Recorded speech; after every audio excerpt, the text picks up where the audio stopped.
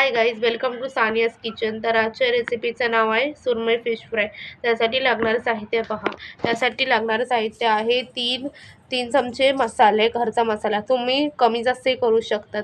2 चमचे आलं लसूणची पेस्ट, अर्धा कप आहे कोकम, आगळ कोकम, अर्धा चमचा हळद, हे आहे 2 चमचे बेसन, 2 चमचे तांदळाचं पीठ आणि हे चवीनुसार मीठ आहे आणि हे आहे अर्धा कप रवा।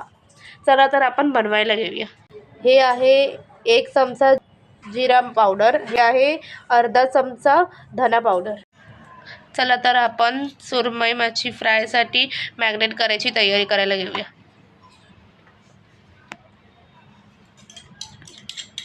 आधी मसाला घातला, मग आता हळद घालायची, आलं लसूणची पेस्ट, जिरा पावडर, आता घालायचा धना मसाला, धना पावडर, आता घालायचा आगळ,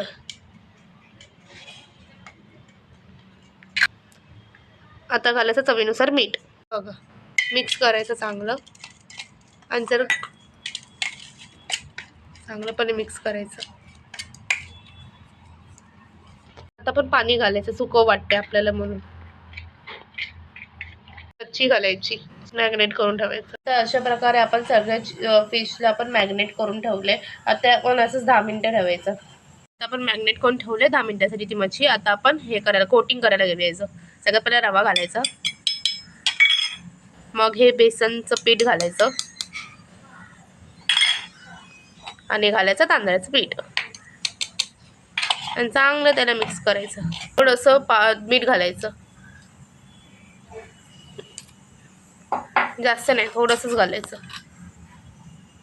घालायची चिमूटभर हळद, मग घालायचं अर्धा चमचा मसाला। हे बघा, असं चांगलं मिक्स करायचं। कसं झालं बघितलं असं। त्यामध्ये ही मच्छी आहे मॅरिनेट की ती यात डीप करायची। हे बघा,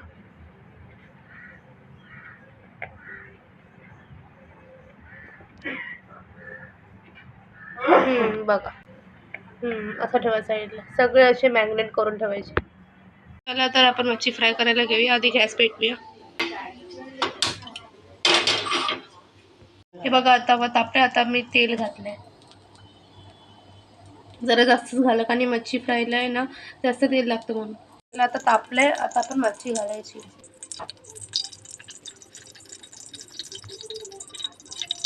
हे बघा, आता आपण मच्छी टर्न करायची।